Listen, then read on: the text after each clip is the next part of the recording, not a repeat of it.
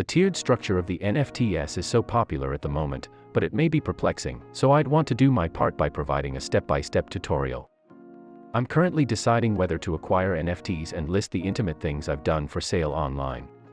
So by the conclusion of this video, you should feel like an MBTI expert. So let's get started with the fundamentals of what they actually do and why people buy them. If you're ready to go, first, subscribe to the channel and shoot me a like. Then we'll go into detail on each step after that, and then they will say something like, you know, some are selling for tens of thousands of dollars, maybe you're interested in this.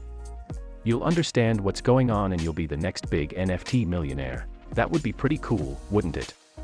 First of all, what's the definition of a non-fungible token? A fungible commodity is one that can be readily exchanged for another commodity. It implies that a good or asset has the capacity to be replaced with another individual. A fungible good is one that has value because it is of the same type as other goods. As a result, the greatest sort of good to utilize in trade is another good that is fungible. I've created a video on what it is specifically. I'll shoot it to you above. It was as if the digital currency had been invented expressly for the purpose of defrauding those who believe in it. And now, with widespread public adoption and usage, you may think, why would I pay $100 or $1 million for something that I can just take a screenshot of and have for free in my phone? It all comes down to verifiable ownership, collections, and social worth. Just like most costly goods, they're often purchased for the sake of status. They're just a natural progression for individuals who desire status. In today's digital world, where we spend the majority of our time, we're seeing costly NFTs being used as profile pictures on social media because of its simply status. The second extension is collectibles, which are similar to Pokemon cards or stamps. Facts may be gathered and certain groups develop a following and community, which causes demand to rise. Some individuals enjoy being part of a group, while others are interested in making money fast. This is a brand new industry, and most initiatives will fail. However, a small percentage will endure long after the rest have failed.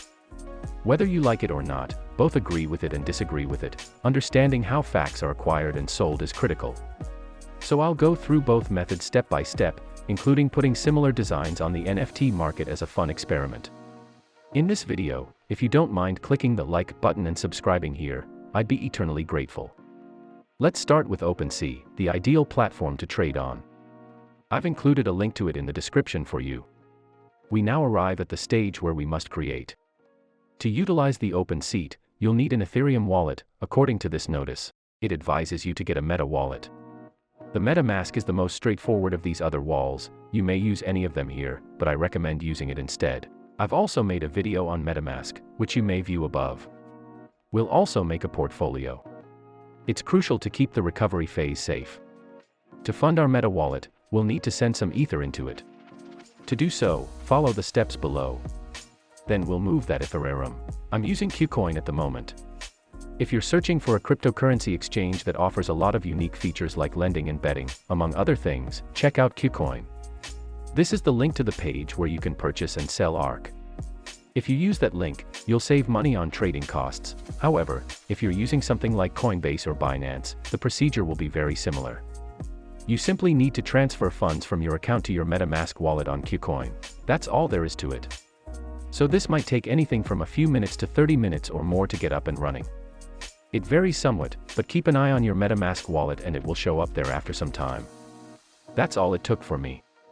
It's in our MetaMask portfolio here. Now it's time to buy some art. Now let's go back to OpenSea.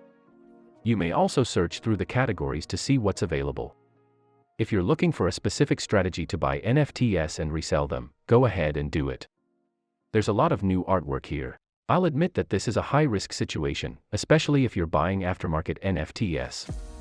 It's sort of a double risk since not only is there the danger of Ethereum's volatility as a cryptocurrency, but also the chance of buying FT at that price and never being able to buy it. You must have a single buyer. It makes things a little more difficult, so be absolutely sure.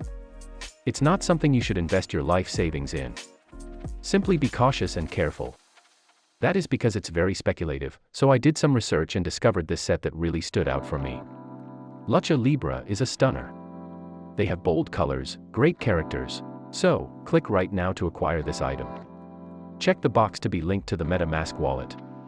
The unfortunate part of it is the gasoline tax, which is essentially a trade fee to help with transactions. It's the most significant barrier, and it's bad how expensive this can be. Unfortunately, the only way to get these if you have ADA is to pay for them by the theorem. But that's all we have right now, so I'm going on ahead and making this purchase. The petrol cost amounts to $57. The overall amount paid is $167. And this is where you can upload any kind of file you want. JPEG, PNG. This could be a video. This could be an audio file. Whatever you're trying to coin, and like NFT and then sell in the market. For example, in my situation, I've got a variety of designs that I've produced for previous videos that I'm a fan of, so I figured, you know what? I'll throw them on OpenSea as NFTs and see what happens. At least it's kind of an interesting experiment. So the first one, a little drawing I did of a smart contract. Alright, so we filled in the smart contract and NFT descriptions. We'll now click Create. You just created a really clever contract. At the top of the page, we'll click Sell. So I opted for a bidding style auction and set a very low minimum bid because I thought it would be nice, and then I made the reserve price. I raised the price because if people want to bid higher, that's fine by me. One thing to remember, 5% always goes to OpenSea. Of course, there's also the petrol tax. When you begin with your first NFTs, there's just one tax after another. To generate money, you must spend money. As a result, there are several taxes when you list your first NFTs that are quite pricey.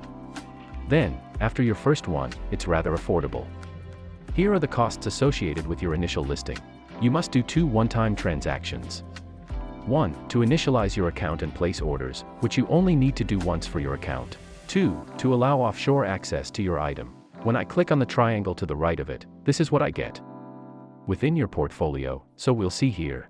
As you can see, clicking on the triangle to the right of it yields these results. There'll be another charge for this, and we can see here that the gas costs are still very pricey.